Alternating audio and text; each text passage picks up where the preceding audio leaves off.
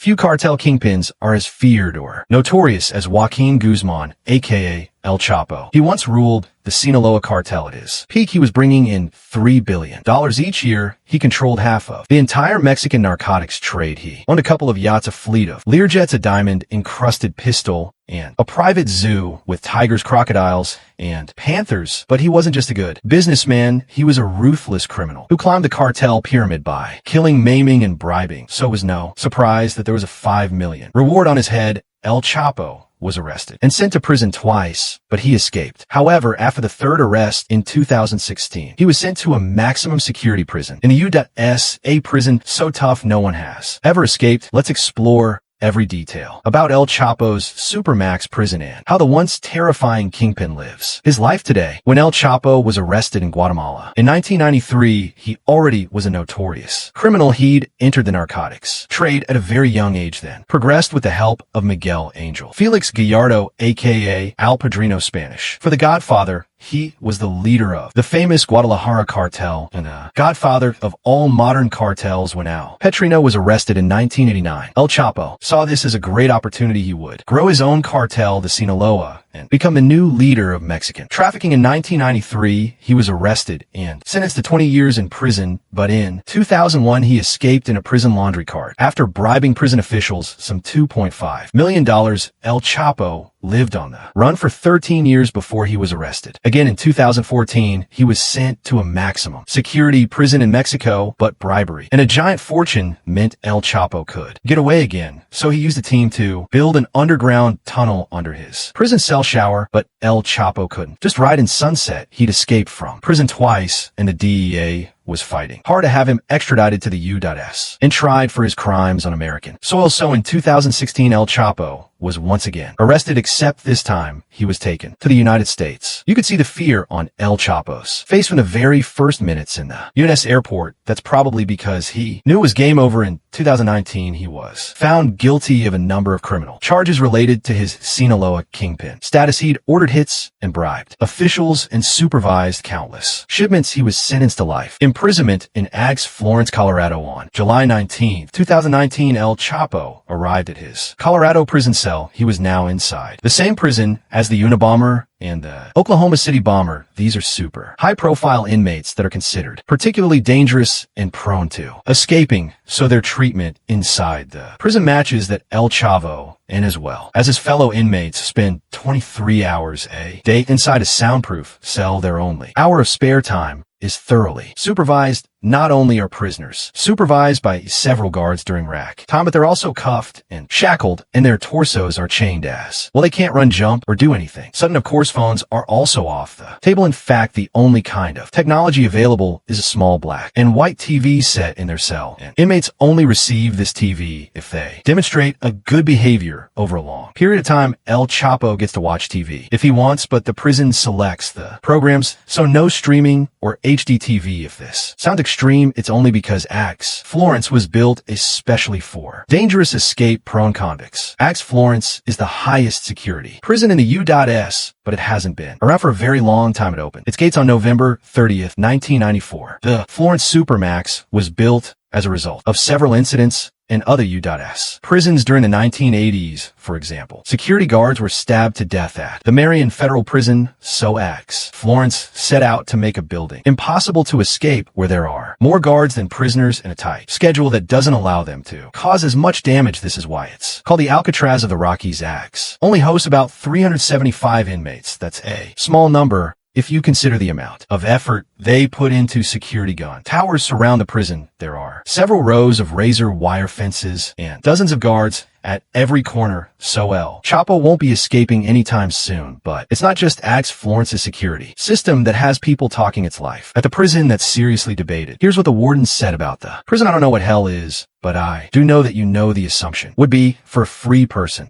Would be pretty close to it. For starters, the inmates spent 23 hours in solitary confinement. According to the United Nations, this qualifies as torture, worse than ignoring basic human rights. It is said that around a third of the Florence Supermax inmates suffer from severe mental illnesses, but after spending day after day in solitary confinement, the other two-thirds might discover some new mental health issues. A 2012 lawsuit against the ACS stated it was alleged that years of isolation and almost no human contact had seriously eroded the social skills and the ability to adapt to ACS Florence. Inmates, the only contact with the outside world is a 4-inch window, and looking out you can only see the sky. That way no inmate ever knows where their cell is. There are several accounts of ACS Florence inmates screaming for hours or hurting themselves as they simply go mad inside their tiny cells. Some mutilate their bodies with razors, shards of glass, sharpened chicken bones, writing utensils, and whatever other objects they can attain. One particularly creepy incident involving an inmate biting off both his pinky fingers during an iconic episode. Is this something he would have done in the outside world or in another prison, or to the extreme isolation at the Florence Supermax lead to this terrifying moment? There are also been cases of inmates taking their own lives in pretty gruesome ways. A number swallow razor blades, nail clippers, parts of radios and television, broken glass, and other dangerous objects. Florence Supermax is home to a big number of very dangerous people. One of them is a 1993 World Trade Center bomber, Ramzi Youssef. The only person convicted for the 9/11 attacks is also at ACS Florence. The UNA bomber Ted Kaczynski terrorized the U.S. with bombs for 2 decades before his arrest and transferred to the Florence Supermax, and several other infamous bombers, from the Oklahoma City bomber to the Boston Marathon bomber, are held here. But not all FDX Florence inmates are the worst of the worst. Some of them are inmates with discipline issues. They have been transferred from other prisons where they attack fellow prisoners or guards. But the insane treatment is the same for everyone. Every inmate sleeps and spends most of their day alone in a 7x12 foot cell. There's a shower that works with a timer to prevent flooding and a steel unit comprise the toilet, sink, and mirror. But the prisoners can't shower whenever they want. The shower is only turned on automatically 3 times a week. Inmates won't even be able to sleep for too long either. The bed is literally a concrete slab with a thin mattress, and a blanket. Comfort is not exactly a priority at the Florence Supermax. All furniture is made of concrete, and the toilet unit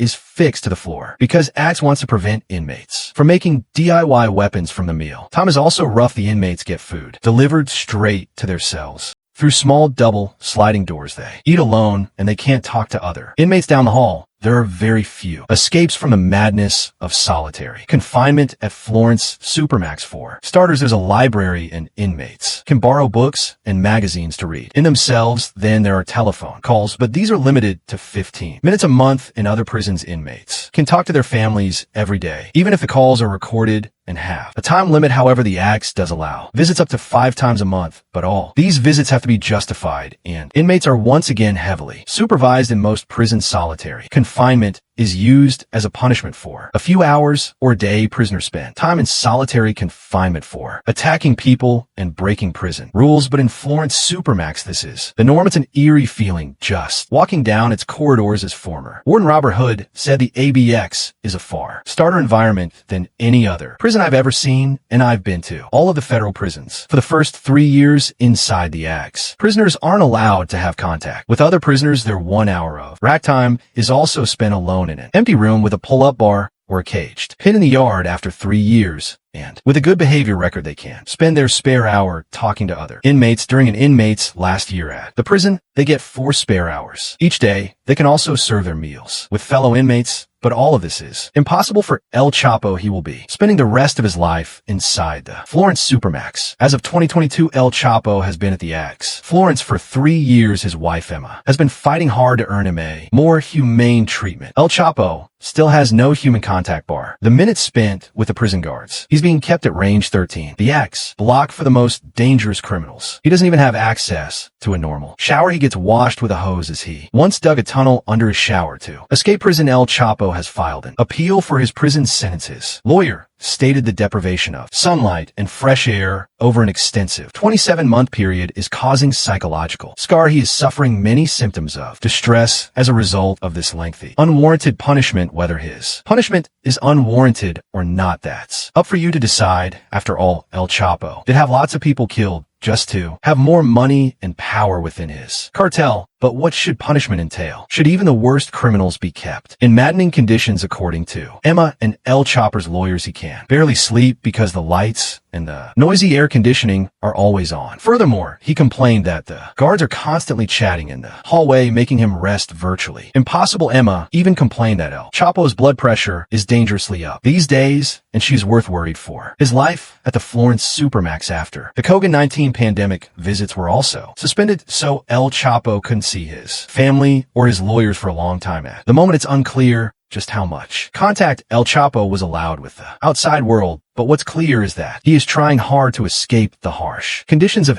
Florence. However, he won't be able to escape prison this time. Unless the appeal works, he will spend the rest of his life in the highest security prison in the United States. Does El Chapo deserve his current treatment? DEA Special Agent Ray Donovan said it clearly, this is the kind of faith that a man responsible for unspeakable violence and death deserves. Thousands of people died or were ordered killed because of the Sinaloa Cartel, so yeah, he doesn't leave his cell. It is boring, it's monotonous, it is very sad. But here's the difference: he's alive, and that means he could do plenty of things. Unlike many of his victims, do you agree with Ray Donovan? Should El Chapo or any prisoner really get more humane treatment, no matter the gravity of their actions? Let me know down in the comments section. And before you go, make sure you hit those like and subscribe buttons. You don't ever want to miss a new episode. See you all next time.